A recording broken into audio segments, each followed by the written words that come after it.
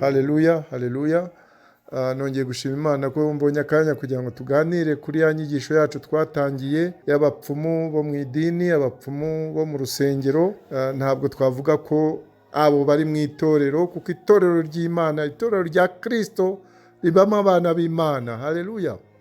Mu itorero, kuko abo ngabo itorero rya Kristo ntabwo ari idini. Oya. Itorero rya Kristo ribamo abana b'Imana, ribamo abajya mu ijuru, ahubwo abo ngabo bagiye bari mu madini kugira ngo bafashe abakurikiye idini kugira ngo bumve kandi bamenye neza inzira ijya mu ijuru, bave mu idini binjire mu itorero rya Kristo. Haleluya. Turasoma ijambo riri mu Byakozwe n'Intumwa igice cya 8, turahera ku murongo wa 18 tugeze ku 23.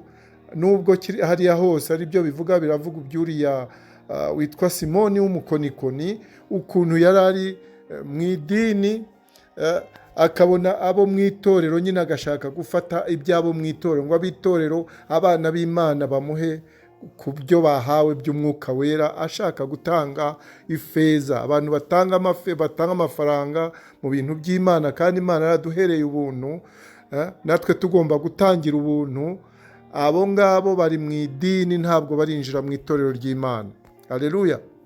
Bagomba rero kwihana, bakakira Umwami Yesu, bakinjira mu itorero ry'Imana. Naho ubundi idini ntabwo rizabajyana mu ijuru.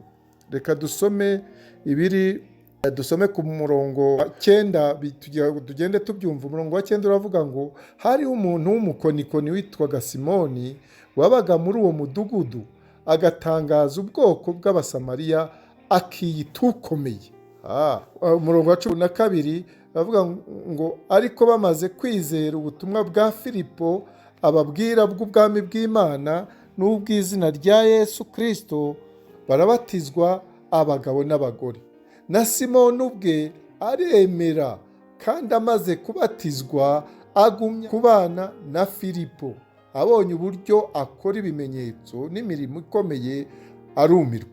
14 Nuko intumwa zari Yerusalemu zumvise yuko Abasamariya bemeye ijambo ry'Imana, zibatumaho Petero na Yohana. Murumva, ni intumwa, abana b'Imana. Nabo basohoyeyo barabasabira ngo bahabwe Umwuka Wera. 17 Kuko nuko barambikaho ibiganza, bahabwa Umwuka Wera. Wa 18 kugeza kwa 23 ho twiga ngo ariko Simoni abonye yuko abarambitsweho ibiganza by'intumwa bahabwa Umwuka Wera, azizanira ifeza. We ni ukuvuga ngo nta Mwuka Wera yabonye, nubwo yabatijwe ariko nta Mwuka Wera yabonye, yari mu idini.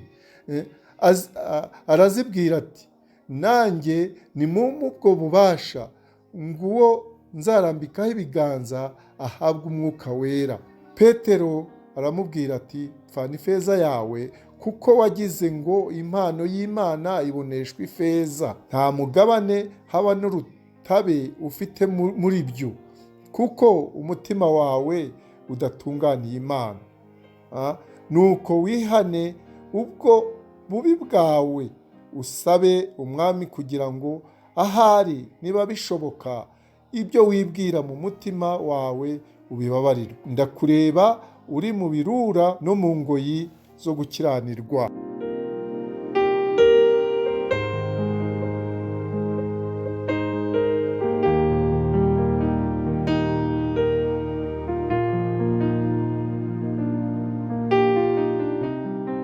Uwo ni Simoni wabwirwaga n'abana b'Imana n'intumwa uko bamubona. Simoni yaragiye arabatizwa, yaragiye hamwe n'abandi babarambikaho ibiganza. Uwari ku mwuka ntabwo yashobora kumujyamo, kuko mu mutima we hari ibintu byari byihishemo.